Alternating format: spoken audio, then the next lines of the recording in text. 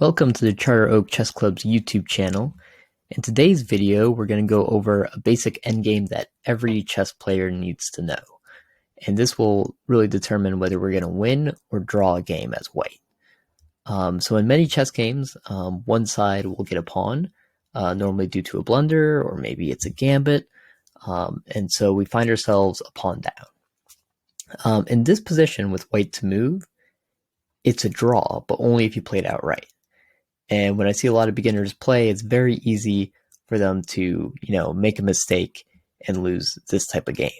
So let's go through this game and see how white should respond. So the first thing white should do is figure out where the pawn is and where this pawn is going to promote. So this pawn is going to promote on e1, and our job should be to use our king to block the pawn from promoting. So moving king to e4 makes sense, and black has to bring their king in to defend, and we're just going to follow the king. We get checked. Again, we're staying in front of the pawn. That's very important. We don't try to, go to the sides or go up. We just want to stay in front of the pawn and kind of block its path. And now when we get right around here, we have a choice. We have three options. Our king can go to d1, e1, or f1. And only one of these options is going to win. And the correct way to do it is for us to play king to e1, and then we're going to follow the king wherever it goes. If the king goes back for any reasons, or to d4, to f4, anything like that, we're just going to move up and stay in front of the pawn. But if they come down, let's say this king goes to d3, we're going to follow it to d3. They try to push the pawn. We go king to e1, and now black is in zugzwang. Their king has to make a move that it doesn't want to do. Either this king is going to go to e3 to defend the pawn, and now it's a draw. Our white king is in stalemate. It's got nowhere to move, but right now it's safe. If the black king decides, I don't want to deliver stalemate, then they're going to have to move away from their pawn. They can't play d2, so they have to play something like c2. And now we can simply capture their pawn on e2, and now it's a draw from insufficient material. What makes this endgame so interesting is that this is the only right move, king to e1. If white tries for king to d1 or king to f1, the same thing's going to happen. So the king falls, we play e1, pawn goes down, but now it's white to move, and they only have one move to go to. And then black goes down, and they're going to promote. So this game is all about who's going to end up in zugzwang. And if you remember to move your king straight down and then follow the king, you're going to get a draw. But if you go to the side first, you're going to be the one left in zugzwang. You have to move, and you'll lose the game. So one way to practice this is when we're up at the top, even though it doesn't really matter from this position.